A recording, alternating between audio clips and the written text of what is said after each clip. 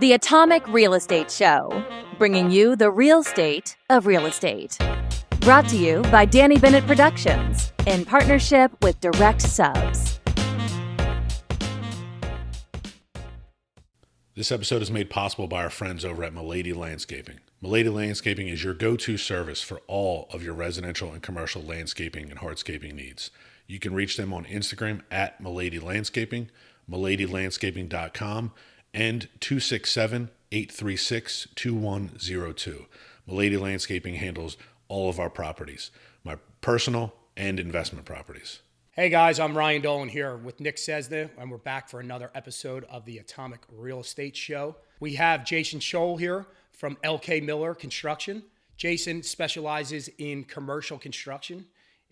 We've been super excited to get Jason on the show because this is a kind of a space where I don't know too much about. I know you work in that commercial side every once in a while, but more resi. We're really residential based. So a lot of our listeners have been asking about, hey, starting a business, like what do we do? How do we kind of outfit a commercial space? So we jumped on last week on a call and thought you'd be a perfect guest to kind of hop on here. So tell us a little bit about yourself, how you got started, what it is you actually do. Just talk to me like I'm a second grader because, again, it's a new world for me. It's not far off. Yeah, man, no problem. Well, thanks for having me. It's nice to be here. So yeah, LK Miller is a commercial general contractor. So we build and renovate commercial properties only. That's office, medical, industrial, retail. I don't do residential. We will do residential for the occasional customer. If I do a bunch of work for this building owner, then I'll do some residential, but I prefer not to. We don't solicit residential work. We've been around since 1990. I was at the company 21 years before I bought it 2 years ago. I'm 43 years old. Congratulations, man. That's Thanks, awesome. man. Thanks, yeah. I appreciate it. Yeah, it's been great. It's been a blessing. It's been better than I thought it would be. I mean, we kind of saw it coming for the last few years, and so I kind of prepared myself. But it's been really fun. And I have a 4-year-old and 2-year-old at home, so the last 2 years have been nuts. But it's all good, man. Dude, that's great. So what's the day-to-day look like for you? Like how you out there generating business, how you getting clients? Like what's the day-to-day look like for LK Miller and Jason Scholl? So thankfully, we've been around since 1990, so we don't typically market all that much. We didn't market at all under the previous regime. The website was malfunctioned. We didn't even have a website. We had it and then it expired, and it was like we didn't do anything. No marketing. We had a box truck, logoed. That's it. And so part of my thinking when I was going to purchase the company was, okay, I know where there's some low-hanging fruit. I know where there was no budget spent at all for marketing. So I was like, if I get a website, post on Instagram, post on my personal LinkedIn page, I'm like, that in and of itself, I can bump the revenue. We were a $10 to $12 million a year company for 20 years. It didn't really it just kind of stayed the same. Calls would just come in and that was it. But now I'm trying to put myself out there a little more, marketing, branding. At the end of last year, I was doing some project management. I wanted to take myself out of project management a little bit and focus on this sort of stuff, just get the word out there. So the day-to-day for us is anymore, it's really me trying to generate some revenue, trying to cultivate the relationships I have. My goal is to not scale the company to the moon. It's to really kind of grow the company through the bottom line, keep the relationships we've had for my 20 plus years there, but really nurture them better. Historically, I didn't have time for this. I didn't have time for coffee. I didn't have time for lunch.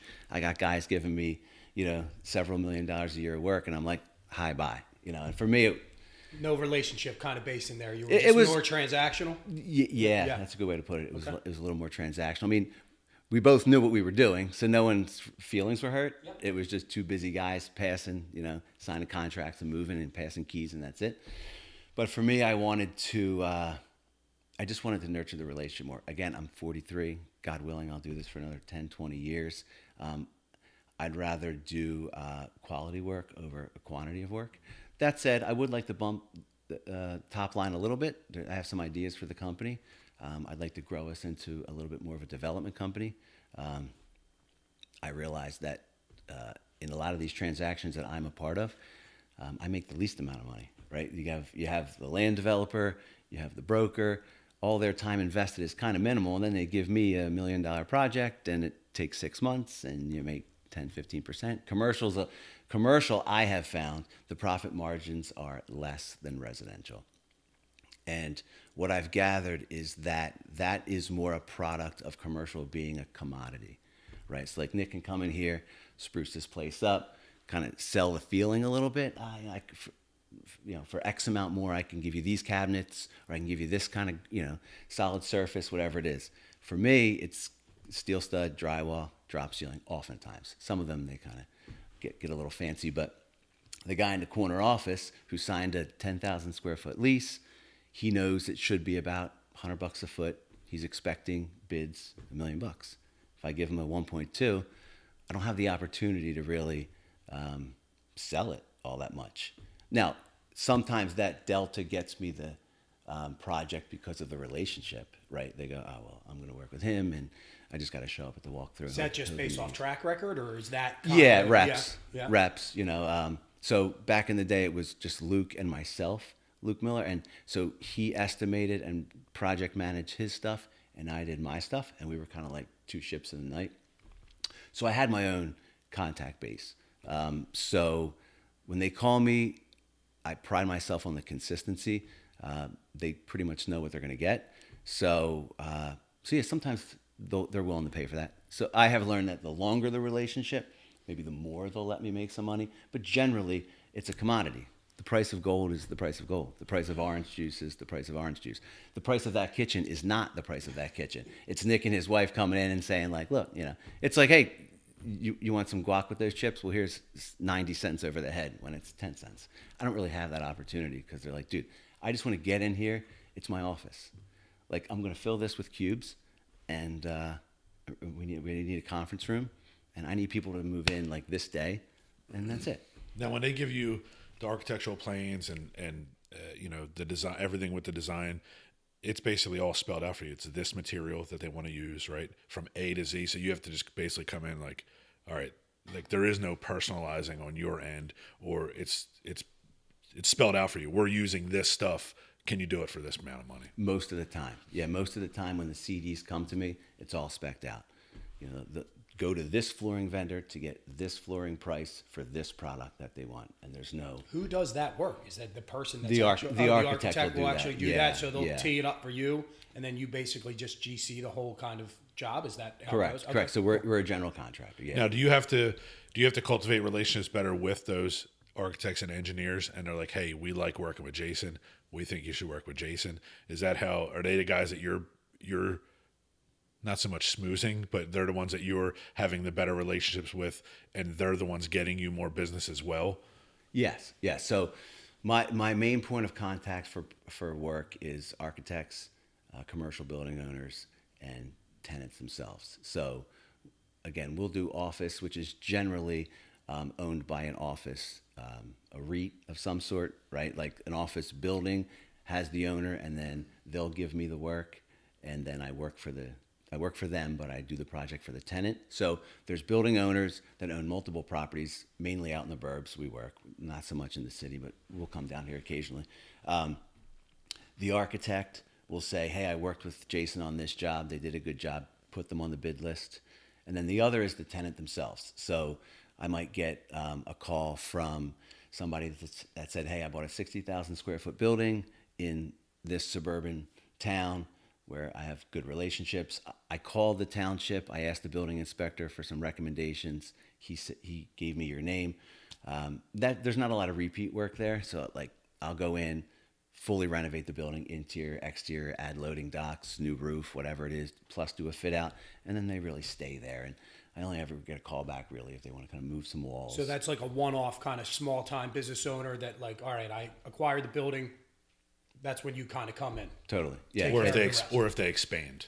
If Correct. they're expanding to other Correct. locations, you get repeat clients that way. Correct. And I imagine too that if your friend who is a developer, you can steer him, or you meet a developer, you can steer him towards your architect, and vice versa. All the time. And So you can steer your tenant into using these people as well, and then one hand washes the other. And all the time.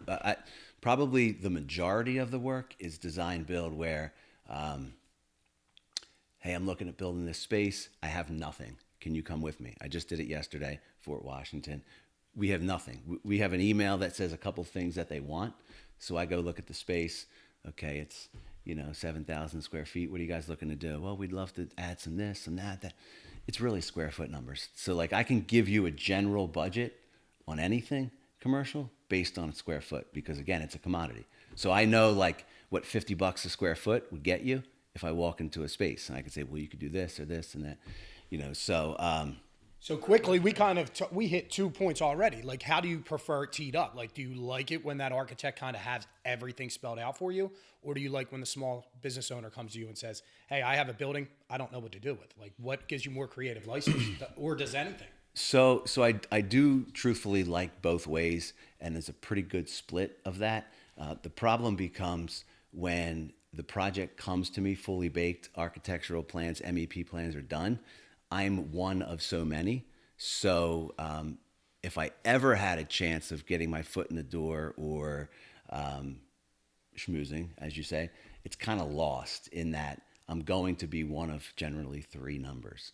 But going into it, I know, okay, well, I got to be a little tighter here, a little tighter there, because this job's out on the street for bid. Whereas the other 50%, maybe 60%, is what I said previous, where it's like, I'm coming to you. Can you get me the architect, the engineer? Can you do the whole thing? Do you get to charge a little more premium for doing kind of the a la carte service there? Like, yeah, I would say so. Yeah, so like a lot of our stuff is like literally a napkin sketch. It's a space plan from an architect where they said, look, the prospective tenant is shopping in a couple different buildings. They like this space. Here's a space plan, and it's just an aerial, right? A space plan, just kind of rooms. No ceiling heights, no ceiling types, no finishes, no nothing. But I know based on where the building is located, generally what the finishes should be. So we'll just say like building standard carpet tile, building standard, LVT throughout, 2x4 ceiling, with second look ceiling and you're tile. dealing with wide open buildings, which is a lot easier to make it whatever you want. And you had mentioned, real quick, just for listeners, you had mentioned MEPs, and for people are like, what the hell did he just say? Yeah. So it's mechanical, electrical, and plumbing. So your mechanical is your HVAC, your heating and air conditioning and all that stuff. So some people are going to say, well, what are we? Yeah. And it's stuff that me and you can talk about, and we know exactly what we're talking about. And Pretty Boy over here is like, what the fuck are these dudes? What are these dudes talking about? Yeah. So, no, you're right. So if a job is permittable, meaning if it has to go to the township, you will need MEPs for the most part, at least in the suburbs, right? So if I'm moving a wall, I need to get permits because I'm enclosing that cavity. And you're having to deal with a lot of fire suppression as well, depending on what, especially if there's a kitchen, and I mean that's a whole nightmare in itself. Yeah. Anytime that there's food, I would imagine it's just there's so many more hoops to jump through. There are, yeah, and there's the health department that gets involved, which typically we don't. I put that on the building owner or tenant. That prolongs the process a lot. Yeah, it does. So if you're going in there, I mean, we were looking at your Instagram page. If you're doing like a doggy daycare, you don't have as many health department correct limitations and restrictions. But then if you're doing a restaurant, like that's and then just add a ton of time. There's a dry system, there's a wet system, right? We do dry systems, and historically we've done dry systems for fire suppression. Yeah, so in server rooms. Like back in the day, through the 90s, when the tech boom was big, we do a lot of cube farms and big server rooms. They're kind of going by the wayside now. I was just going to ask. So, like post-COVID, commercial space has significantly changed, right? I mean, you said you don't do as much in the city; you do more of the burbs, but that's a nationwide kind of deal. I was just chatting with some attorneys yesterday about how much office space is just completely empty down in the city, right? And they signed 10, 20-year leases. So you were mentioning earlier about kind of like, okay, you were a $10 to $20 million company. Well, where are you looking to get to? And how low do you go? I always look at it from a small business owner standpoint, right? We're in a neighborhood where there's tons of small business owners, young entrepreneurs. Our listeners all want to know, like, hey, if I'm a young, savvy entrepreneur, how the hell do I get all started here? So, like, who shouldn't call you and who should call you? Well, first of all, Well, you're never going to turn down a call. Anybody sure. should call Yeah, me. of course. Anybody should call me, because at the very least, one of my favorite passions in doing all of this is putting people together. Cool. So just on my way here, my sprinkler guy called me. Hey, I got a buddy. He's doing this, that, the other. He needs a steel guy. Do you have somebody? Yes. I texted him the information. Yesterday, I said, I got a call. Hey, I need a good commercial plumber. We have this kind of tricky problem. I set them up. It works out. I like that. Yeah. So commercial itself has definitely changed, but we're pretty diverse. Commercial is office space. I don't know. We're still busy enough on the office side. People have to downsize, right? If you had 30,000 square feet and COVID made you 10,000 square feet, you still have to give that space back. Yeah. So we do a good bit of give back spaces. So we'll just throw the demising wall up, separate the electric, HVAC, give that back to the landlord. Maybe even demo that, open that up just to show kind of what it could be. So Now, that's an easy pivot then, huh? Do a lot of those places when say they move out of them? Isn't it in the lease where you have to give it back to them, basically a blank slate? Depends on the lease. Some people we'll go in, look at the job, and it looks like people just picked their shit off their desk and left. I was just at a job the other day. I'm like, are they still fucking here? Like, there's books, there's Sure. there's stuff, and or the lease will say you got to get your your cubes and stuff out of here. But damn, dude, that's pretty crazy. So now, like, kind of back to my other point. All right, I want to start a business, right? I want to start a doggy daycare. You see, we kind of see them popping up everywhere, and I just had a crazy call yesterday on it, which was pretty funny. But nonetheless, all right, I've acquired a building. I have, I don't know, 10,000 square foot to do kind of whatever I want. I don't know anybody else. I have no network. I have no buddies that can help me out, do the job. Are you the first call then? yeah, really, yeah, because I also have my commercial license, so I can help you find the spot too. But yeah, it can all go through me. So I can help find the spot, or I can direct you to a building owner or one of the many commercial brokers I deal with. I have guys that deal with just industrial, just retail, just medical. I can say, hey, I got Nick, he's looking for this, 5,000 square feet in this area.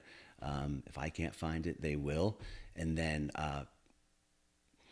I'll go there with them. And that's kind of the nice part about having my license too, is a lot of these tenants have to go look at spaces, and the broker brings them in. I think, oh, I like it. Well, what's it going to cost? Well, I don't know. Let me call Jason, and he'll get back to us in a week with a number. Whereas I can just go and say, okay, you're going to put $100,000 into this, and here's what it's going to look like. And you could potentially save them a lot of money, because you can steer them in the right direction. Like, you should utilize this material. This will last you longer. Spend the money on this. Don't spend the money on this stuff. Where the architect may just be very cut dry, like, do these type of things, where you're like, hey, you don't need to spend money on that. That's kind of silly. Agreed. And I prefer to be the driver of the bus, because I can give them that budget, and then I can stay within that budget. The caveat I always say is, look, here's the budget for building standard. Again, the building standard, plastic laminate cabinets, these sorts of things. If they let me drive the bus, we'll stay right where we need to be. But I just had it where it went back to the architect, and some high-end architect in the city, and came back, and I'm like, dude, I priced the Ford. They asked for the Ford, and this is the fucking Bugatti. Now we have to go back. Now we're value engineering the process, and the job was supposed to be halfway done with a July completion, and it's like, we're nowhere near. Like, so we if they didn't have started. your representation, though, that person would have got crushed by that. Yeah. Because there's a detachment there. Correct. And also what you're doing is you're doing it one time if you start the design build process, right? So now you have to pay that architect again to do another revision that I will inevitably get and realize that you still didn't put in what we had. On my end, there's a huge now. There's a couple architects that I work with that I think are great, but there's a huge disconnect between architects and engineers and actually on site doing the work. And that could be a huge ordeal. And then there's a wild disconnect between plans examiners and the L&I field inspectors. And it's like you almost just submit these plans from the architect and engineer just to get through the plans examiners, which are just a bunch of number crunching nerds, just like looking at stuff like, yeah, this checks this box, this checks this box, this checks this box. None of them have actual applicable skills with swinging a hammer, cutting a saw, or how to install things. And you look at some of these plans and you're like, who the fuck drew this up? Like, this is absurd. This makes zero sense in the real world. So we see a big disconnect there on my end. I could only imagine it's even worse on your end. It's a huge pain point. No one's really ever on the same page. Whereas if they will go to the contractor, and some of it I think is ego, right? It's like, well, I have this architectural degree and you don't. You're just a dumb contractor. Yes. Or I've been examining plans in this township for this long. Everyone's a 20, 30-year guy, yeah. Yeah, but you know, I mean, I put it together a million times. Sure. I need to show you the most efficient way to put it together, you know? Or even plumbing. You're like, this is a physical impossibility that this is going to work. Dude, I did a job one time for a fucking law firm that was 8,000 square feet. Cherry wood everywhere, mahogany. It looked beautiful. Big reception desk, right? Right behind the reception desk was the column for the second floor, 5-story office building. Tenant comes in, he's like, I need that column moved. I'm like, I need the column? What are you talking about? It's in the reception. Like, we built around. It's holding the whole fucking building up. I can't have that there. I pointed this out from jump. This was in the shop drawings. It was shown in the millwork shop drawings. There's a column here. We're going to wrap it. Well, I got to get it out of here. Well, the conversation's going to start at like 6 figures. Yeah. I mean, it's supporting 5 floors above. Sure. Yeah, I'm not doing that. And it was just salty. And it's like, first of all, no one can read plans. I was going to say, is it selective hearing? Like, how do you get your message across? People are being good at being dumb when they need to be. But yeah, I mean, reading plans is difficult. But again, I'll get the job as a space plan, and I have to see it through 3D. So we know the project quite well, and we bring up these points in the beginning, but it just kind of falls by the wayside. Honestly, I'm not going to say their names, but like there's certain inspectors that I'm friendly with, and we know like neither of us are even going to look at plans.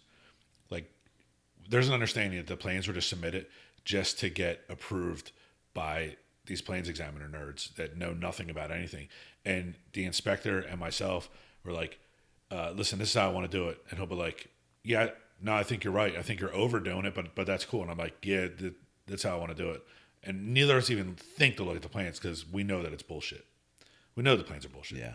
You know, like I can mechanically fasten this together and do this and do that. And man, there's a wild disconnect between these architects and engineers. And kudos to you, right? Because you have the reps to establish the relationship. So they know, like, all right, I don't really have to look at these plans. Nick's going to do it right. Same thing for me.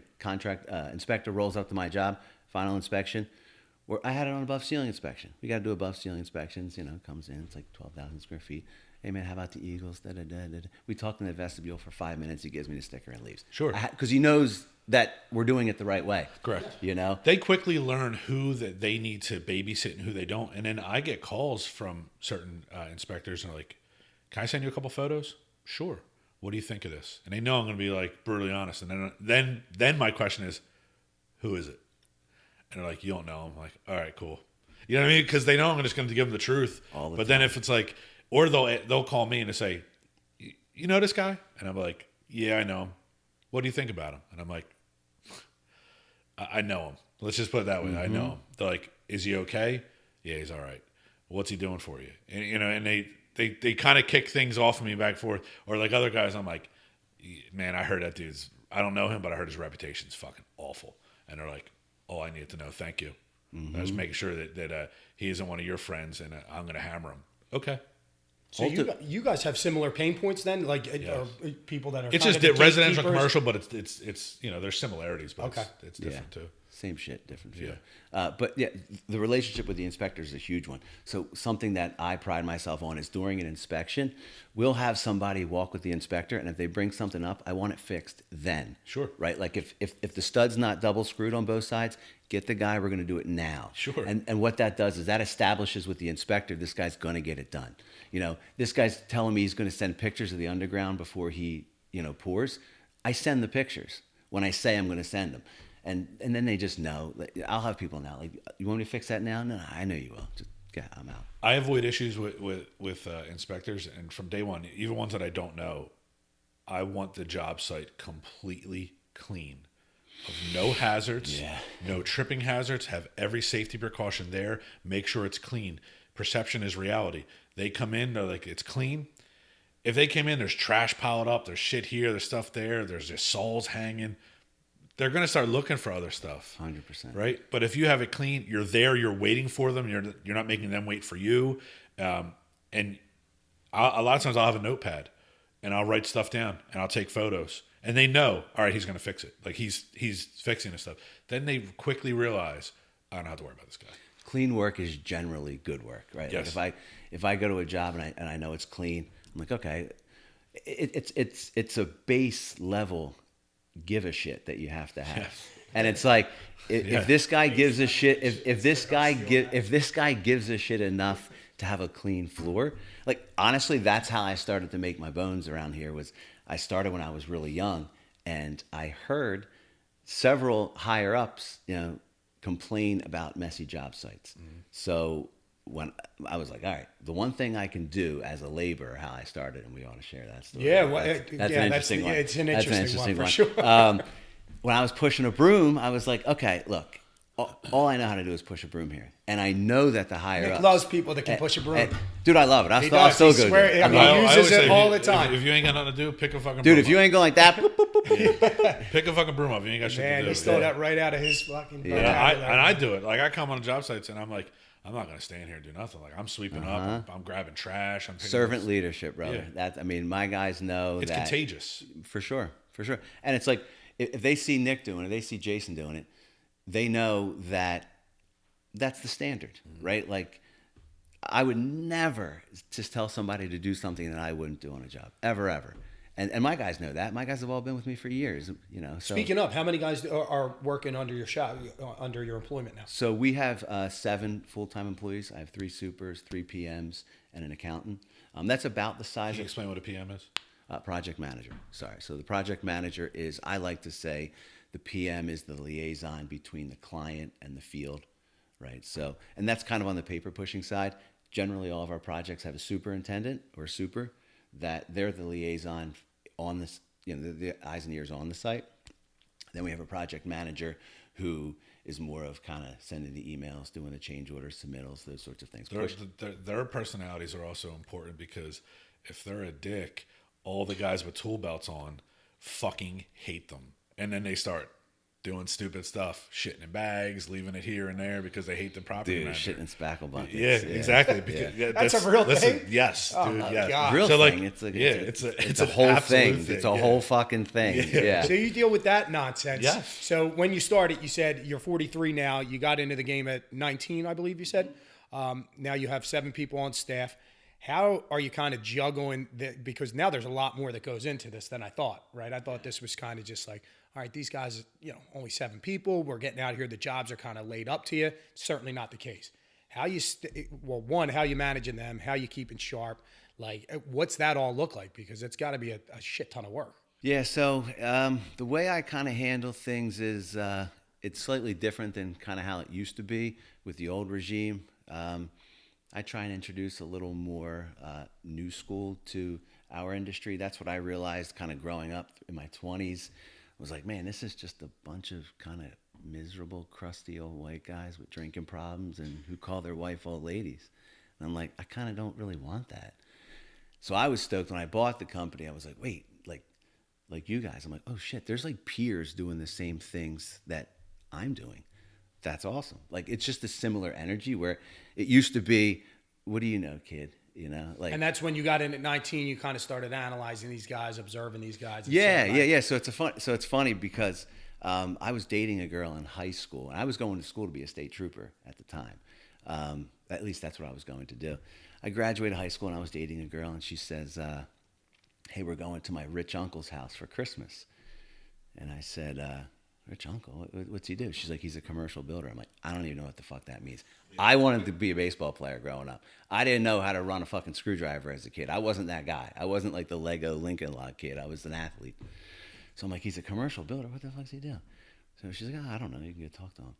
So we pull up to this house, and it's a nice, suburban sprawl, single-family home. And I was like, holy fuck, like, what does he do? Because I grew up in a two-bedroom apartment. I had myself, my brother in one bunk bed, another brother and a sister in another bunk bed, and my parents in the other bedroom. And I loved it. But if you had a single home to me, I was like, you're fucking loaded. You're loaded. Loaded. You're rich. We still have it down here. Dude, first of all, if you were a twin, I guess with the price of the city, you are loaded if you have a single family home. But like, there's twins up our way, and I was like, they have like a little patch of grass. Like holy fuck, like they don't have to throw a football from couch to couch. Like, wow, this is cool. So we pull up to his house, and we go in, and I'm like, what the fuck, this is kind of like this fucking sweet place. And I was like, what the fuck's this guy do? So I start talking to him, and we start throwing back beers, and we're bullshitting all night, and he's kind of giving me a lot of his attention. It's his big Christmas party, and I'm in his formal dining room or living room, sitting on his couch, talking to him. The whole party's out there. We just hit it off. He was from the same neighborhood I was, in the suburbs, didn't have a lot of money. We kind of grew up very similar. Where'd you grow up? I grew up in Montgomery County. So Souderton, Telford. I went to Souderton High School. Yeah, class 98. We grew up in Souderton together, and we're hitting it off. And he says by the end of the night, he's like, I could see you taking over my company one day. And I was like, bro, I can't even spell commercial construction. Like, I'm going to school to be a state trooper. Like, I knew a couple at the time, and for me it was, I could sign up right now for $60,000 a year with benefits and like be taken care of and afford a house. I'm like, that's what I'm doing. And he's like, no, you don't want to go to school to be a state trooper. I'm like, what's this guy talking about? We're both half in the bag. The forced and I'm like, American dream. right. He's got a law enforcement background too. He kind of very interesting. The forced American dream, dude. They think that you're, they feed you this union shit and, you'll have medical, you'll have benefits, and you'll have a guaranteed paycheck. And it's like, oh, by the way, you'll be miserable every fucking day for punching a clock. So you went in there thinking... And by the way, you work with a bunch of miserable motherfuckers every day that hate their wives, hate their lives, and they're grumpy as shit.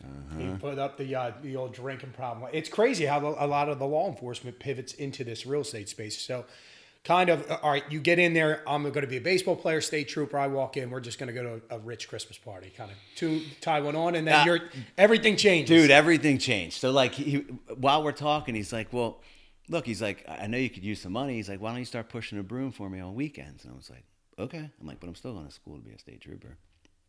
So I'm going to community college to get my associate's degree in criminal justice, and then I'm working on weekends with him, and I'm pushing a broom. The very first job, we're building a building out in Audubon, 2-story office building. I go in on a Saturday, and it's all of those guys you're talking about, right?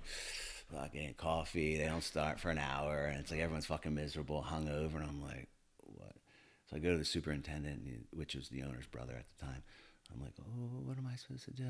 Pick up the fucking broom and clean the fucking job. I'm like, huh? Then there's drywall scraps everywhere, and he's like, I want this place fucking clean. So I'm like trying to break a sheet of drywall. Oh, I can't fucking break it. What do you even do with it? I got to stick it out of the can like this. I don't know how to snap it. I was like, oh my God. And like, this guy's up on his scaffold listening to fucking music and loud, and it's reverberating. There's no they're hanging drywall, so it's like an echo chamber. You're new, they're probably fucking with you. Dude, and I start pushing the broom, and I'm like, fucking drywall dust, everybody's fucking with me. I'm like, what the fuck is this, man? But I liked it. And I was like, I clean a room, I'm like, oh, fuck. I had pride in ownership of what I did. And I quickly realized that I like doing something tangible, right? Like, just move that pile of rocks from there to there. Like, I don't know. At the end of the day, it was like, oh, I got this much left for tomorrow. It's not like, oh, I shuffle papers on the fucking desk all day. So I worked all day Saturday, and it's like working out too. Well, correct. Correct. So So I was training to go to State Police Academy as well. So you had to do a push-up test, sit-up test, running, oral interview, written, the whole thing. So I was like, I started going to the gym. Like, oh, this is great. Like, you're picking a can up in the dumpster, and I'm like, fucking, I don't got no hair in my dick. You know what I mean? Like, I'm a kid. Like, I don't know. And but I liked it, and I remember that hard-ass guy at the end of the day being like, "I could fucking eat off this floor." I was like, I had my chest out. I'm like, yeah, fuck you. Yeah, I can. Proud as a peacock. Yeah. Oh, So I really liked cleaning up the job site. So I went from like, I was going to school 5 days a week, and I was like, I kind of like this. So I started doing it 3 days a week during the week and the weekends. And then the next level of realization was the beauty of small business ownership, right? I was like, these fucking guys, like, it's Thursday morning and they're talking about leaving for the shore tomorrow. Like, or this guy just fucking dipped and like had lunch for a while. I was like, wait, I kind of want that. I want that flexibility. Like, I want the ability. That guy just came back from lunch and he stinks like alcohol. dude, I could tell you stories. That guy smells like. I was sweeping like up the second floor of an office building early on, and it was lunch, and I'm cleaning, right? And I look out, 3 fucking trucks in a row. Guys got coolers here. Come back. Guy starts spackling and like fucking just reeks. It's like Beirut in the 80s out in the job sites. But so I start working full time during the day for a couple days a week, and I'm like, wait, I really like this. So I did that, got my 2-year degree, applied to Penn State, got accepted, was dating a girl at the time. Stay local. So I go to Abington for a little bit, and I was like, this is fucking stupid. Like, I don't really fucking want to go to college. So, but I knew I had to finish. I wanted to finish. So, so in the meantime, I applied to go to State Police Academy. There was 5,000 of us that got invited. The top 500 get a letter saying that they can go to, come to State Police Academy. So I do the push-ups, sit-ups, all that shit. And I get a letter that I'm 202 out of 5,000, and I get invited. So you're like, so I'm fucking out of here. I'm going to this guy's office and I'm going to tell him to kick rocks. I'm going. So I go in, and again, he's like, do you really want to do that? Like, in the back of my mind, I knew a couple state troopers, and they were like, look, you're a sensitive guy. It's true. I wear my emotions on my sleeve. They're like, what are you going to do when you roll up to a scene and like, it was a drunk driving accident, guy's belligerent, dead kid on the street, And I'm like, honestly, I'll probably sit on the curb fucking crying. Like, that's just what I'll do. Yeah. Like, I will Most people would, yeah. Or you got a domestic violence case. You walk in, she's all battered and bruised, and this guy's getting all puffy chest. Like, and you're not allowed to crack. I'm going to fucking choke him. Yeah. Like, that's what I'm going to do, I'll be honest with you. And I'm like, yeah, then maybe this isn't for me. So that was in the back of my head. So then you choose instead to watch an electrician and a plumber fist fight at lunch and then shake hands. 30 minutes later. Correct. Yeah. Dude. Sounds like a much better deal to me. How surprised were you the first fist fight you saw on a job? So with true, construction dude. Guys? All too often, cavemen at times, and that's what's cool about like when I was like, oh wait, like I could be part of the next generation that's like caring, kind, considerate. Like actually enjoys talking with people. So I go in the office and I talk to him. Dude, like 20 minutes later, this fucking guy's got me reconsidering everything again. And I'm like, man, maybe he's right. And he's like, look, if you stay here, I'll bring you into the office. He's like, be a superintendent for 2 years. 2 years, I'll bring you in the office.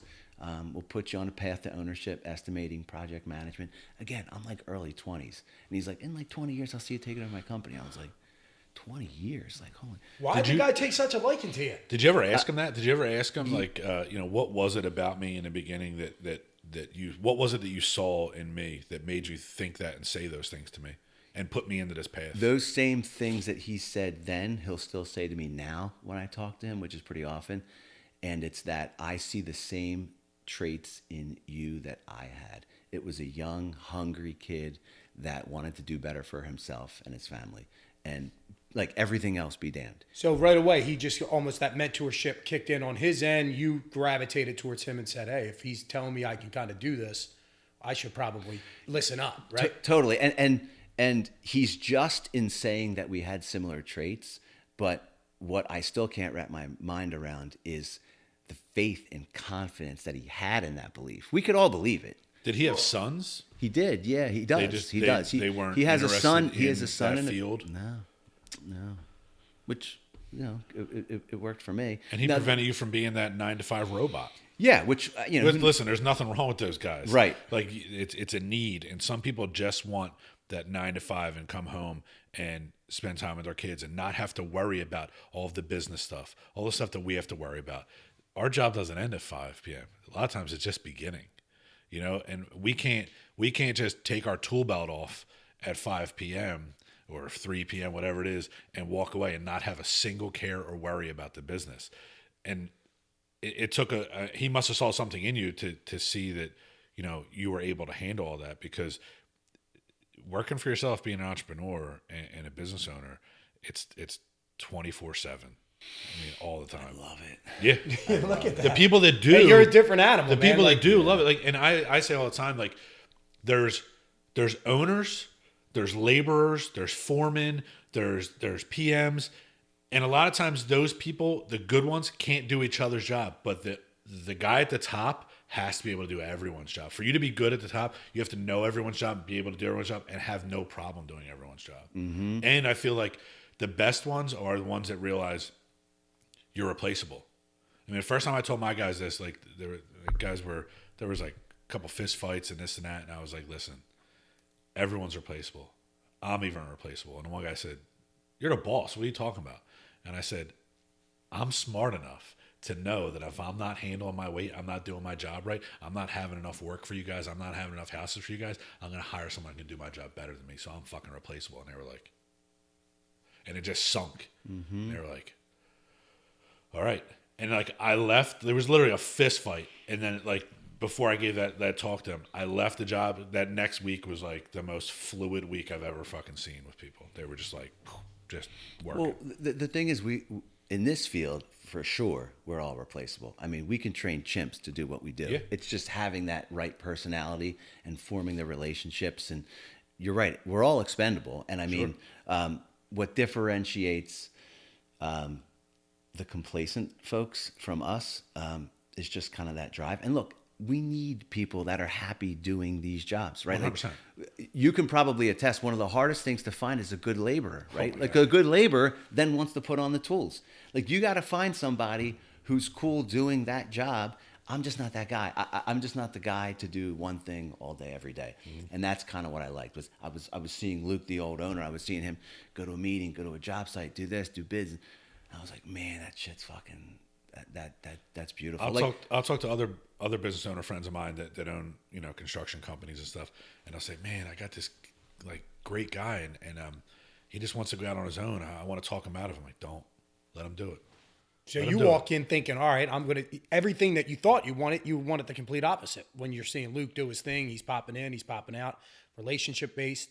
If you were state trooper trying to be, baseball player, playing in a men's league still probably at 43 years old, everything you wanted was the total opposite. So you went through the 2-year superintendent position. Yeah. Then I come into the office and I learn estimating and project management. And then that's kind of when I really got even more hungry, because I was like, first of all, it's fun. He taught you all the back office stuff. Like, he took you in and taught you everything he did. So he would always say, and hell, I still say it to this day, that I'm kind of similar in that we're not the best teachers, right? Like, it's kind of hard to teach your job to somebody. But imagine baptism by fire is good. Imagine that education that he gave you. How much is that worth? It's priceless, and that's why I'm where I'm at 43, because I got it right from the horse's mouth. Like, his whole thing was, look, I don't know how to teach you. I don't know how to teach you this shit. So what you're going to do is you're going to shadow me for a year.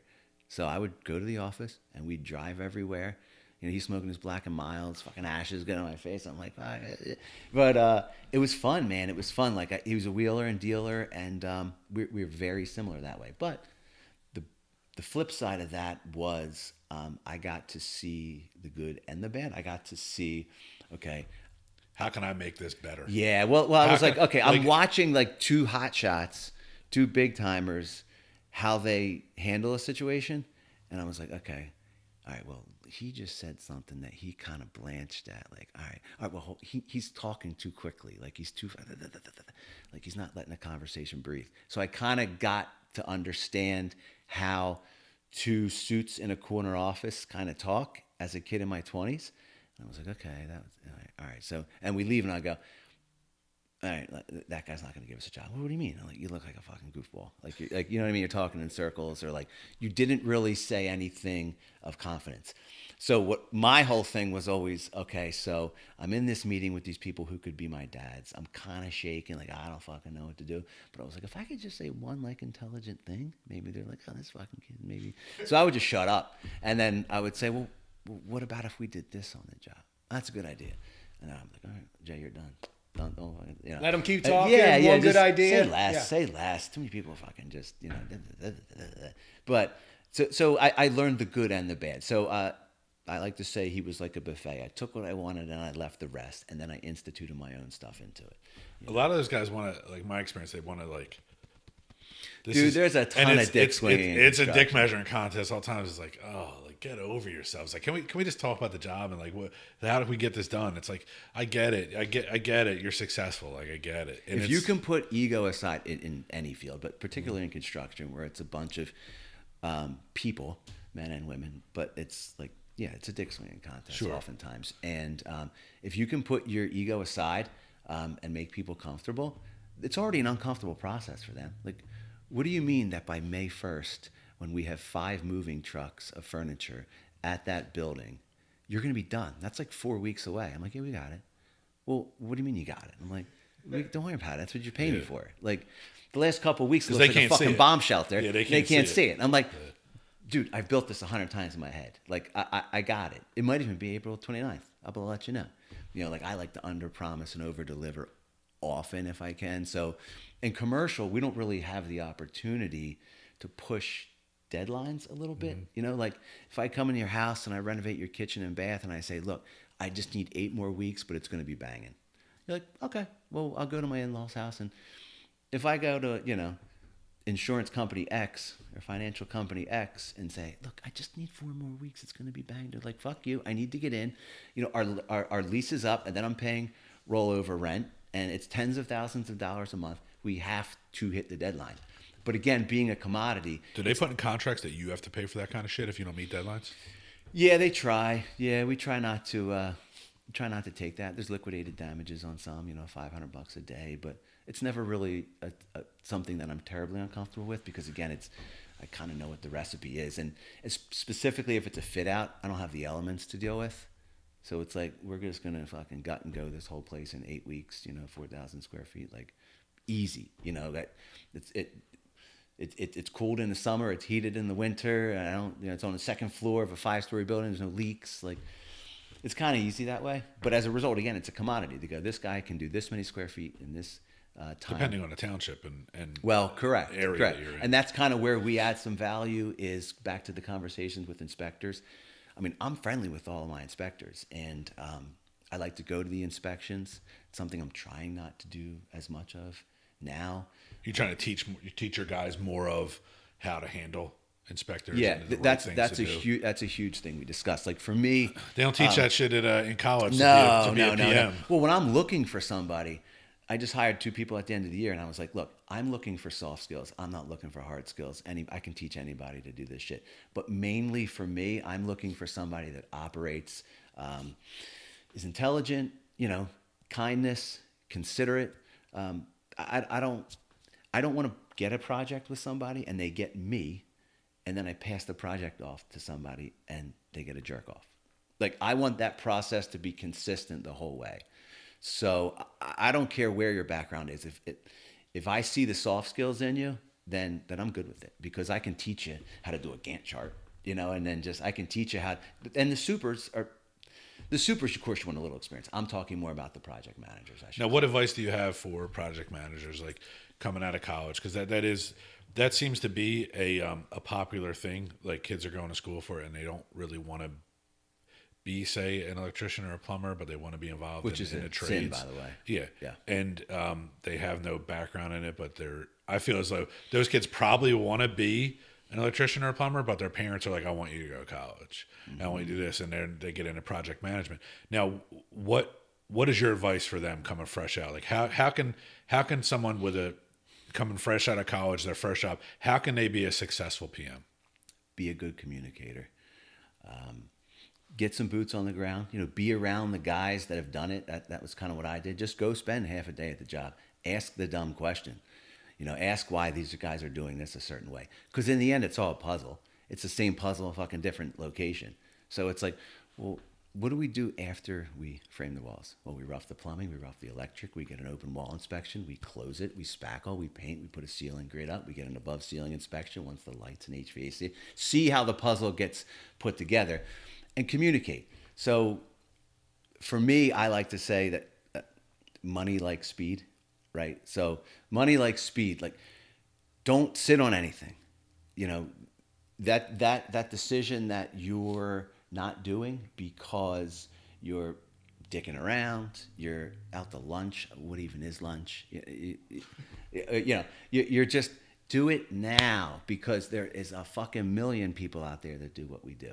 That's why as soon as something hits my inbox as an inquiry, I just had it before this, I'm on it, because money likes speed. If I fucking dick around, they can find any chuck in a truck to do what they think. What we can do. And when you went back way earlier in the conversation, you said, all right, sometimes when they have it kind of fitted out, everything done, you're just one of three, right? So does that speed get you to number one there? Is that has to be a deciding factor in the bid contract? That's a good question. Yeah. I like to think so. So if it's a bid deadline that's 2 weeks out, I'll try and get them my best number before that. I don't know. I think maybe that helps in the decision-making process, right? Like, if I'm close, it's like, all right, so the guy answered my call right away. He answers every fucking email right away. He gave me my number sooner than I wanted. I like his schedule. He's 10% high. The right customer is going to say, that's the guy.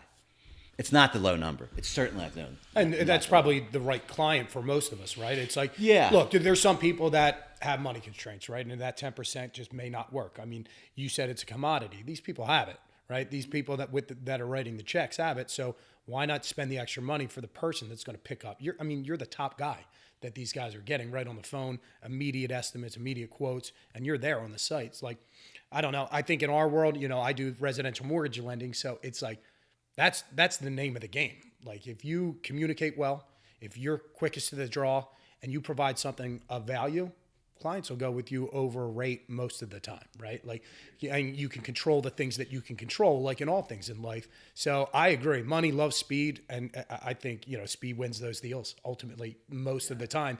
If you do your due diligence, have it present it right, and obviously you're an expert in the field. So I was curious to see, like, is it just big bank takes little bank? Is that who wins? Or is there some other compensating factors that help you get it? We have fallen victim to that different spots in that conversation before. Like, thankfully, again, because of the relationships, oftentimes I can get last look, right? Like, okay, well, I know you did the budget for us, but once the CDs came out, the construction documents, we sent them to the street. We got a couple other numbers. We got this number. He's at X and you're at Y. I'm like, well, send it over. I'll take a look at it.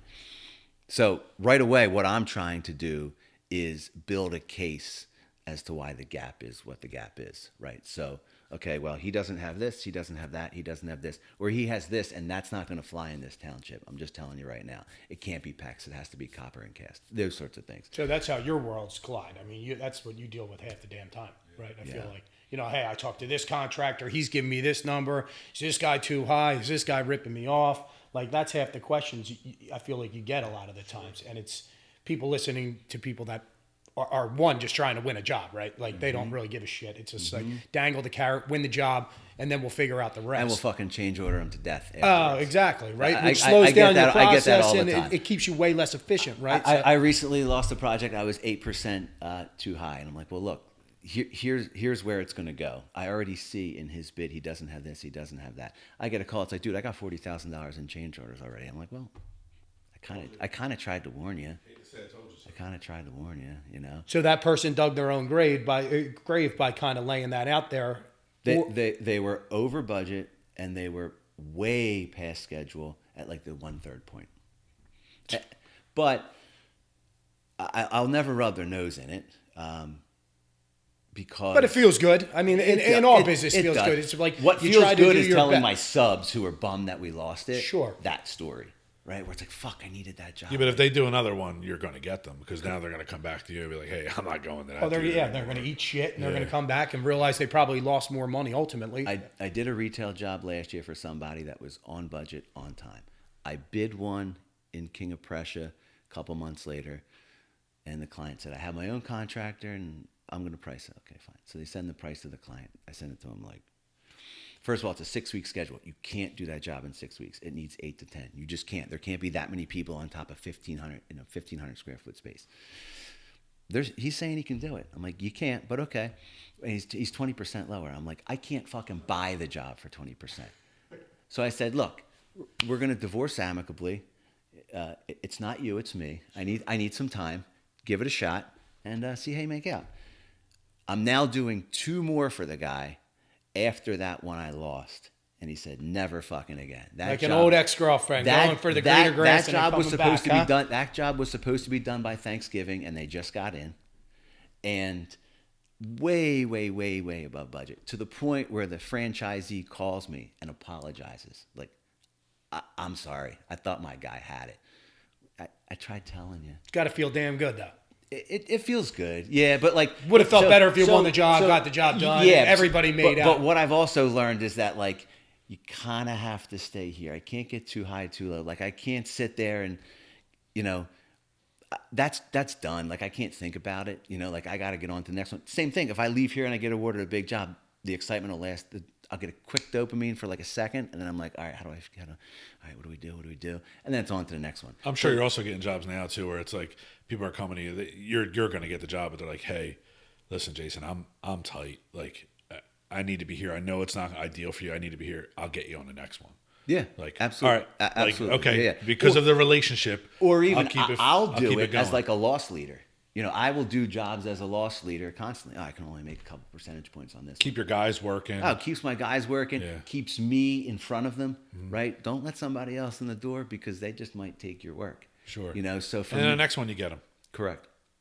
And you're like, hey, I remember, you know, it kind of goes without being said too. It's like, you know, I had to eat on the last one and I had to eat the shit on the last one. So it's like, hey, I normally would have bid this, but here I can do it for this because I'm going to make up for it a little bit slowly on the ones that I had to eat shit on. Correct. Because you have a healthy budget here and you have, you know, so you can make up for it slowly. Luke used to tell me all the time, one of the good things I learned from him was just, don't worry, we'll get on the next one. Yeah. You know there's a next one? Absolutely, because we're going to go in, we're going to give them the same process they're used to, and they'll call us again. We'll get it back. Or we would do jobs a year later that were just burying some money, and he's like, that's for that fucking up you. That's for that up you I took last year. And it's you treat that $10 job like a $100 job. Yeah, yeah. The problem becomes the problem is when you get the customers that think, you know, they can get good, cheap, and fast, and then they're calling you all sorts of off hours. Yeah, it's like. They're great. The alarm bell's going off. Those words don't go together, and it's funny because I get calls all the time from like our friends. Who's good and cheap? Who's fucking cheap, nobody? Who's good, cheap and fast? Nobody. I don't think it no all one adds up. Yeah. Those things you do can not get go two, together. you can't get three. Exactly. It's on my office wall. You get two, you can't get three. I love that. It's true. I mean, you can get it good and cheap, but it won't be fast. You can get it fast and good, but it won't be cheap. You know, like it's kind of common sense. Yeah, and a very I guess perfect storm, all three could add up. But again, there's always give and take in business. So take us back as we kind of wrap up our show today. Like, when was the deciding, like, oh shit moment? Like, all right, I'm not going to be a baseball player. I'm not going to be a state trooper. I'm a superintendent all of a sudden. What happens? Like, when you go to Luke or your mentor, what was the conversation? I'm all in. I'm like, let's take this to the next level. Yeah. So first of all, at 12, I realized I wasn't going to be a baseball player. So then, excuse me. So I'm in his office, and we're talking. Dawn still hasn't realized that he's not going to be a model. He still thinks he's going to be a fashion model. Dude, next Saturday, I start coaching my 4-year-old son's T-ball league, and I am pumped. Wow. And I'll get those juices back. Those juices back. But, yeah, so we're in his office, and he's convincing me that I should stay and work full-time. So, I don't know, 15, 20 minutes later, guy had me convinced me. He's like, look, you can have the place at the shore. You could have the nice car. You could have this, you could have that, and you could have freedom. And I was like, yes. You got yourself a deal. So I ripped up my offer, threw it in the trash, shook his hand. I'm a young 20-something guy, and I'm going, okay, I think in my 40s I'll be in good shape. And I was like, all right, what do I do at 40? But I don't know. I'm just like, I'll just rinse and repeat each fucking day. Like, I already know a valuable lesson that I could teach somebody coming up in the construction industry is to find out what is a pain point for the higher up and just create that relief. Just do it. Like, I realized early on, he didn't really like to have some of the hard conversations with like hiring and firing. I ended up doing that. It sucks. It sucks. It sucks. And I fucking hate it. As soon as you walk in my door and I'm gonna fire you, I'm gonna cry and be like, dude, I'm sorry, man, but like, it's just not working. You know, but like, so I was like, okay, well, he doesn't like doing that, so I'll do that. He doesn't like to do this, so I'll do this. And quickly, that person is gonna look and go, yeah, man, that person's making my life really freaking easy, you know? So, how happy are you that he convinced you to do this? Dude, like, I mean, your entire life changed. Like, how appreciative are you? Like, now, like, when you're at this point now, like, I imagine, like, your appreciation for this man is probably, like, you have a picture of your mantle at home? Yeah, right? For real. Yeah, well, it's funny because my wife and I took our kids to Urban Air, a trampoline park, and we were coming back, and we went to a pizza shop that I knew he liked, and he was there. He was back from Florida, and he's sitting there, and I just went up to him. I was just like, dude, like, fucking thank you. Like, thank you. Like, I'm 43. I got the world by the balls. If I die today, I'm cool. 43-year-old Jason has exactly what 12-year-old Jason dreamed of his entire life. You just didn't know what the dream was. Correct. And now I wake up every morning and I just say, okay, how do I pour gasoline on where I'm at? Like, it's good. The chess pieces are there. Don't fuck with it. You know, don't fuck with it. Just get really good at chess. Like, somebody said to me the other day, they're like, man, all your boys that are union electricians all have nice homes, they drive nice trucks, and they have shore houses. And I said, imagine what the owner of the fucking company has. And the dude was like, holy shit. Like, he just looked at me like, holy shit. So to kind of put a bow on this one, we get through like your 30s. How the hell do you even get the opportunity to buy the company? Like, how does that even start? And how does the dialogue go? Because I know some of the guys with boots on the ground that watch a show here. The ultimate goal is to have ownership in something, right? Like, and that's what we're trying to teach our listeners. Like, well, how do you become that owner? How do you become the guy with it all, right? Like, so how'd that all shake out? Yeah. So in my mid-30s or early to mid-30s, we put together a 5-year plan. I would get percentage profits. I didn't get any stock or ownership. That was what he preferred. I didn't, but he did. Quite frankly, some resentment grew because we were kicking ass, and then I was getting a set percentage of profits. And anybody who owns a business knows that you can make those numbers say whatever you want them to say.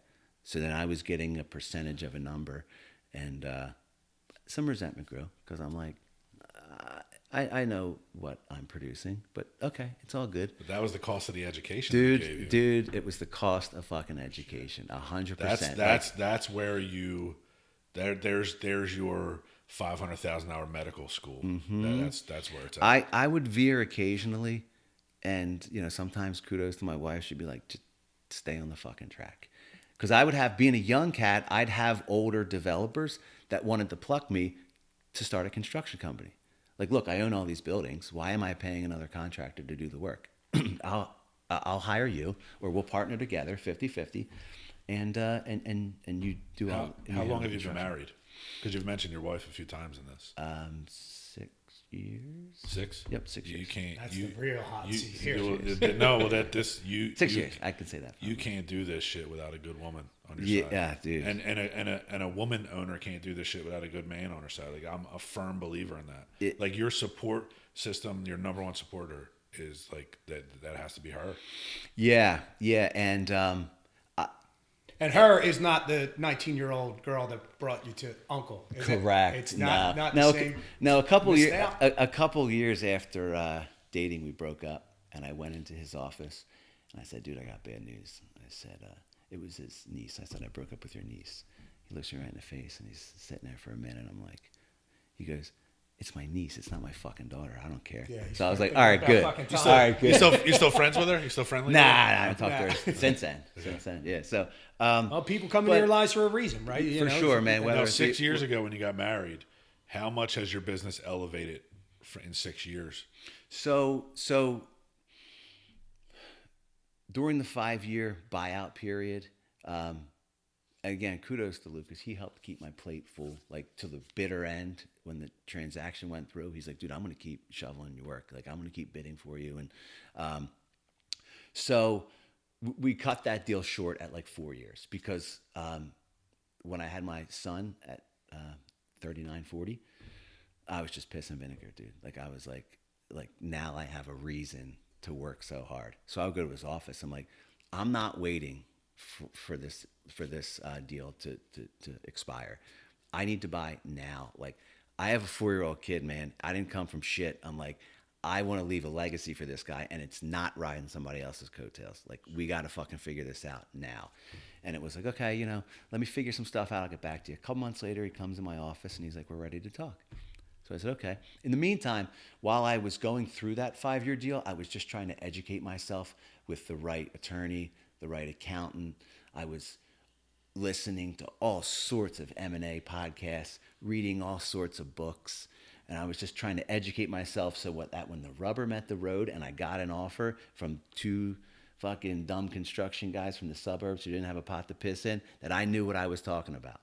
And I went into their office, and they have all this paperwork out, and it's like this fucking thing. And I'm like, okay, we're talking about the last 20-some years. And it was not lost on me, the gravity of the moment, being like, dude, 20, like, half my fucking life was here with these people. Like, and I love them. Like, the good thing was that Luke was a brother, a friend, a uncle, a mentor. He was a boss last. Never raised his voice to me. Never freaked out. Always understood. And I try to pay that forward to my guys. But yeah, so I get the offer, and I kind of knew, you know, the multiples of what construction companies trade at. Like, generally, a blue collar industry will trade at like 3.5, 5 times profit. So I was a little bit loaded for bear. So I thought, okay, if we did this revenue, you know, I know what my commission, I know what my profit share was. So therefore, we're probably this. Therefore, it's probably going to trade here. Oh, by the way, it's been their lifeblood for 30 years. Maybe they're going to want to try and take one big bite of the apple, and maybe it's going to be, too stingy for me. So I would tell my wife, I said, look, for me, I just want to divorce amicably, I would say, about the deal, not her. Like, I just want to get to the point where I think they're going to ask for too much. I want to get to the table. I want to say thanks, but no thanks, shake hands, and I want to go start my own thing, because commercial is a small industry that we all play in, especially like where I'm at. I got a handful of competitors, and that's really it. Like, so I was like, we all play in the same sandbox, so I'm not going to go like piss in his sandbox. Like, I'm just going to leave, kindly. And the last thing I wanted him to say was, oh, this fucking guy didn't even listen to my deal. He left. Now he's taking all my work. So I thought, I called my wife. I said, we're going to the office to chat. She's like, what's your gut say? I'm like, I'm probably not going to take it. My guess is the price is going to be too high, and I'm just going to go do my own thing. Okay. She said, I support whatever you do. So I go. We're in there for like an hour. I'm going through the paperwork. I'm like, where the fuck? What's this? Like, what's the number? So I get to the last page, and I see the number, and it's like, okay. I said, I give you a check for this. You go away forever. That's it. Yeah. I said, there's no earn out. There's no ties to you. Nothing. Nope, we're going. And I had talked to everybody previous because they knew it was kind of coming. I said, if I buy the company, will you come over with me? Yeah, absolutely. Like, we can't wait for it, So I saw the number, and I do everything by my gut. So you had financing, like financing options lined up? Yeah, I did. So one of my buddies was head of SBA lending at a local bank. So I talked to him, and he's like, look, we're going to give you a financial colonoscopy when you go for an SBA, but like, that's the way to go. You'll just need 10% down. So I'm like, okay. So I see the number, and I was like, right away, I was like, oh, that don't seem that bad. That's not too bad for what we do. And I knew where all the dead bodies were, right? Like, I knew where the low-hanging fruit was. I'm like, if we do this and make that doing what we've done, I can only imagine if I can just integrate a couple things, what we can do, Refine the process a little bit more. Correct. Well, the big worry for me was, again, I was half the revenue and he was half the revenue. So I was like, if I lose him, I need to be able to run a reputable company producing the same product at maybe half the revenue. So I was like, okay, I can do that, So I look at the number and I go, yeah, you know what? Like, just give me a day. He's like, you only need a day? Just give me a day. I left. I called my wife and she's like, what do you think? I'm like, pretty palatable number. Like I think that if I had to do this all for myself, and then just from 0 to 10, $15 million, what it's going to take financially, I'm like, well, fuck, I'm better buying this. Now, the key was I wasn't really buying anything. We're a general contractor, right? So, like, maybe there's a couple scaffolds, maybe there's a little bit of hand tools. There wasn't really anything. A couple trucks. Not even. There was one truck. Really? So it was the ability to use the name and just start right away. Yeah, and start right away. Like, again, when this time was about to come, I would talk to some of my customers and say, look, if this deal falls apart, like, will you still work with me if I do my own thing? And most of them were like, I don't even know who Luke is. Like, you procured this relationship yourself, and you cultivated this relationship yourself. So I was like, okay. So anyway, long story short is I'm like, yeah, I think this is good. So I leave, call my wife, and I'm like, I'm going to do it. And she's like, good. And I call the guy at SBA, and he's like, I said, I need a loan for this. He's like, all right, well, we'll put in some working capital. So the loan's going to be this. Can you give us 10%? Yeah. SBA loans are slow as shit. You know, it's a financial colonoscopy. Like I said, they want to see fucking everything, but that's cool. So I gave them everything and came up with 10% down. What's a long term? Like 6 months? You think it took?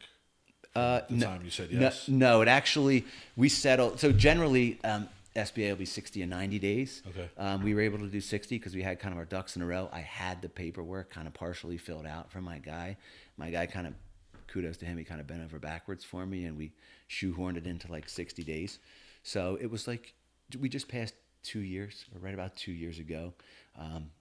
But yeah, I mean, anyway, long story short, I lose half the revenue. He's gone. I'm able to get us back to that number and beyond by myself. So you're back to the baseline 0 then? Like you're yeah, I'm slightly above where we were when 50% got taken out from under me. So I guess you could arguably say that I've grown the company about, 100%. Because you said 2 years you've owned it now. You've under owners.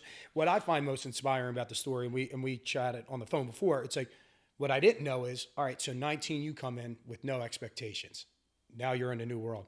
40 on the book end of it, you go in thinking, hey, I'm turning this offer down and I'm walking. You're in that space, but then you pivot. So like, take the meeting, have the conversation, like go just meet these people. You never know where the hell your life is going to go. Always take the call, always take the meeting, clear your schedule to do so. You never know. I mean, you are planting seeds today for trees with which shade you will sit under years down the fucking line. I call guys to this day that I talked to in my 20s. It's like, hey, I need you for this, need you for that. And they just know that who I am because I've spent some time with them and spend some time with them. Like don't go to the job and fucking run off. Like ask them how they're doing. Like these guys are just people too. They're normal people. They're normal people, man. Like they just want to drink beer, watch the Eagles, and fucking go to work. So it sounds like you took the commercial aspect of it, which could be commercial construction can be pretty cold and not a lot of personal relationships and stuff, and you're trying to implement personal relationships to make that work, and you're clearly making that work. Now, what are some things that you're doing for yourself physically, mentally to sustain the pressures of business ownership and balancing a family and everything? How are you maintaining that whole world? What are you doing?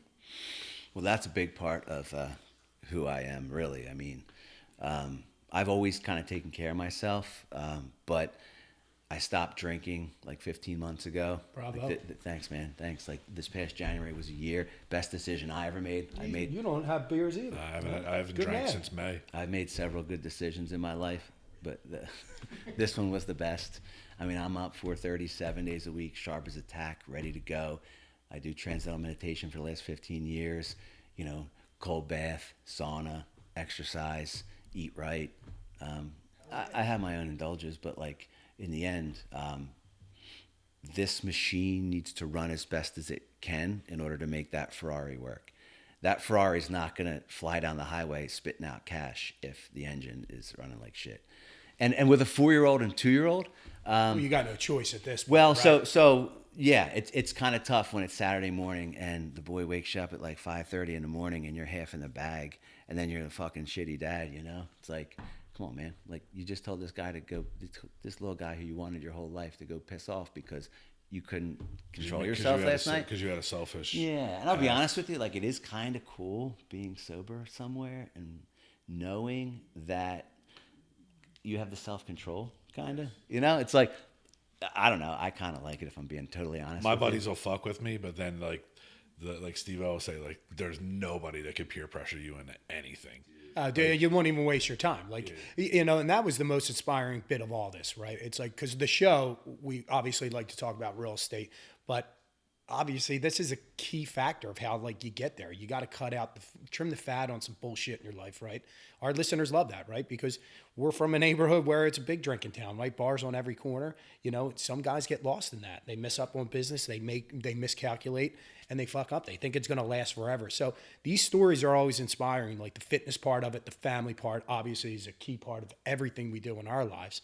And I know that's going to tell you know, that's going to hit a couple listeners that say, shit, that's the only thing standing in my way from getting what I want, right? Maybe cut it out, because it sounded like for you that was it. That was the hurdle. That was it. Buying the business, marry my wife, stopping drinking. Like, they're easily the three best. And like, if you're an owner operator, and listen, I don't judge. Honestly, that's the hard part when you stop, is like when you tell people you stop. Get on like, the soapbox. It's like, here goes this fucking guy. Like, he's got all the answers. Like, I don't think you're good. Dude, I got zero answers. I'm just speaking from experience. And I have a pretty good fucking life at 43 years old. And I know that if you're an owner operator and you think you have an issue with alcohol, whatever, or an issue with anything, like, you owe it to your people to get your shit under control. Like, you can't be treating yourself poorly. Because God forbid, what happens if you have a heart attack or get in a drunk driving accident? Like, I have people that rely on me, like, and that kind of keeps me going. Not only my family, but if I go out to the bar and I have a couple drinks and I come home and I get a DUI and I can't drive for fucking 6 months, like, I have people that need me. I have people I help put food on their table. Like, come on. It's a massive responsibility, Yeah, right? And it's an like, easy kind of decision point, like, is it worth it? But what really inspired me is your personal kind of story as well. And look, we allow the guests to kind of, if they want to open up.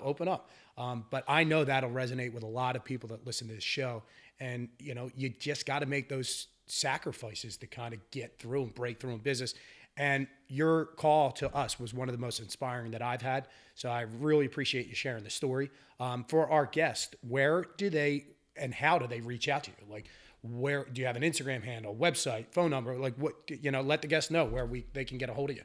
Call me, text me, 484-213-8793. You got my number. You'll get me. My email, jason.scholl@lkmiller.net. LKM Commercial on Instagram. I'm Scholl DJ on Instagram. I take anything you got, man.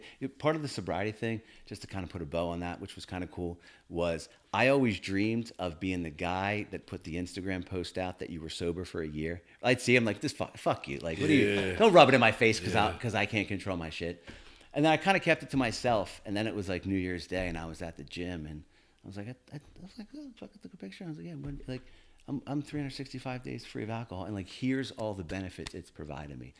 And I believe that no one fucking cares what I have to say, truthfully. Like, I'm just like, my shit's my shit. That's, my wife was like, you have a cool story. Like, you do something cool, put it out there. I agree with your wife. She's a smart lady. I said the same exact thing because the second when you told me that, I said, people do give a shit about that story because people are going through and fighting those demons. They're the people that care about it. They really are, because everybody thinks, you know, business owners got their shit figured out. And it's like, you have quite a different road to get to where you're at. And shit that we all go through, avoidable stuff that we just kind of make bad decisions throughout our way. But no, it's killer, man. Like, your wife is smart as shit, obviously. Well, she had a PhD in clinical neuropsychology. Yeah. So I put that post out there, right? Long story short is, and I had 3 people reach out to me instantly who I would have never guessed there's a problem with alcohol going on with them. I would have never guessed. I was just down in Clearwater for spring training and Mikey Green was with us. Yeah.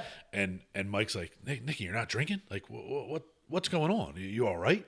And I was like, yeah. He's like, I didn't think that you had like a huge problem drinking. I'm like, Mike, I didn't. I said, we were at a Phillies game last year and I was like a couple months clean. I just decided not to drink, right? And I'm saying clean like I had some problem. I didn't have some fucking major problem. But alcohol never really and then like, we're down there tailgating, all my boys, and I was like, guys, I'm driving, like, you know, I'm not drinking. And they're like, yeah, cool. And I was like, did you just bring water for me? Because they had hoagies and cheesesteaks and everything. And they're like, oh, fuck. Bells was like, nah, I didn't. And I was like, I can't fucking eat without drinking a substance. So I drank a Corona. It turned into 30 fucking beers. You know what I mean? And I woke up the next day and I'm like, I feel like shit. So I said to Mike, I told him about that. And I said, you know, Mike, I said, something hit me and I realized that I'm 40 years old and I haven't gone a year of my life without being shit-faced drunk multiple times a year since I was 13. We were drinking at 13 in the woods up the street. Oh, I know. We were fucking drinking at 13 on these steps right here. And he was like, whoa. And he has a beer in his hand. He looks at the beer. He looks at me. He's like, I feel like a piece of shit. I was like, Mike, that wasn't the intention, man. Like, I said, I have no problem with anyone who's drinking, anything like that. Like, you do you. And he was like, dude, that's actually like, that's really like fucking awesome that you're doing that, man. He's like, I never thought of it. Those are your people. So the people that, so I was on the Sober Motivation podcast. If you're looking to get sober, check out Sober Motivation on Instagram. Guy Brad doing amazing things. I reached out to him at 6 months and I was like, hey, like I'd love to get on, thinking he would never put me on. He put me on, and we become good friends. And one of the things he said to me was, when you tell people that you're not drinking, the people that come on, Ryan, come on, just fun. They're not your people, man. I know it's really hard to hear, but they're not your people. Like, they just want you to drink because they're drinking. The people that are like right away are like, good for you. Like, wow, like, how'd you do it? I'd love to do it. Go more towards that energy. Now my friends all love it because they know I'll drive. Yeah, there's that. We're going to AC for some fights this weekend, and they all know that I'm just going to drive, and they can get shit faced. Well, here's the good thing about replacing an addiction is that you replace it with, you choose. I chose work, right? I chose work. I chose the 7 people that work for me and my subcontractor base of hundreds over the years that need me to produce the work for them to have a good life.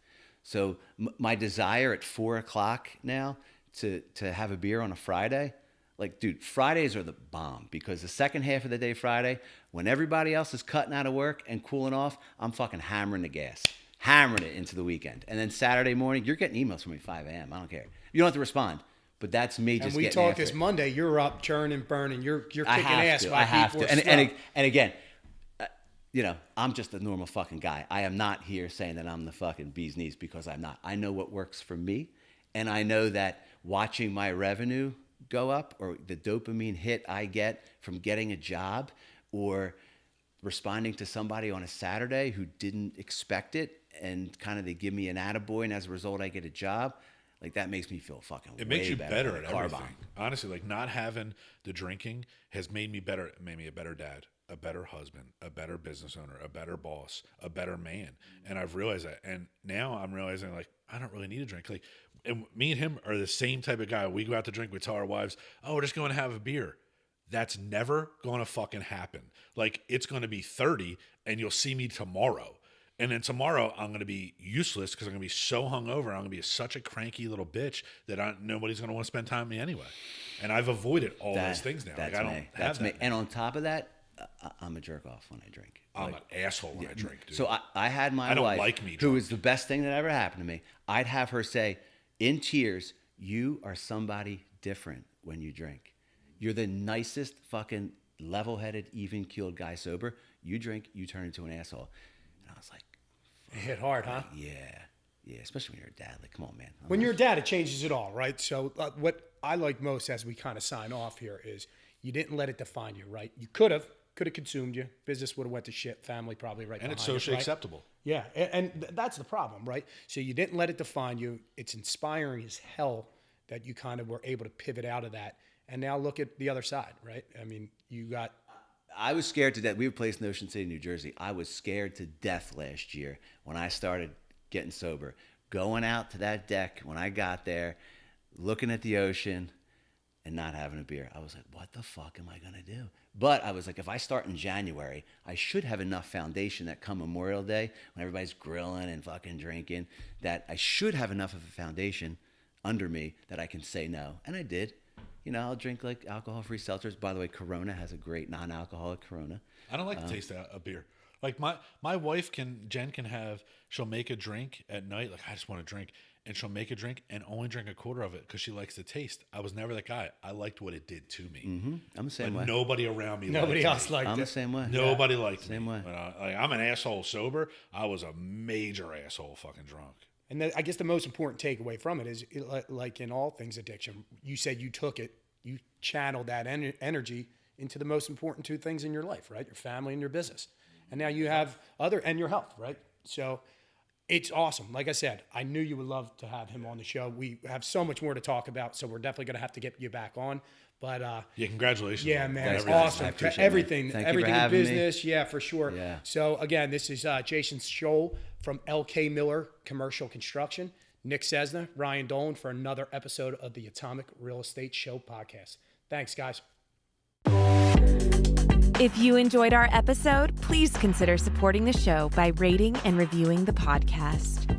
Also, check us out on Instagram at Atomic Real Estate Show to find out when new shows drop and to participate in our community Q&As. The Atomic Real Estate Show was brought to you by Direct Subs. Direct Subs is the #1 place for real estate investors to connect with local contractors for their flips, rentals, renovations, and new construction projects.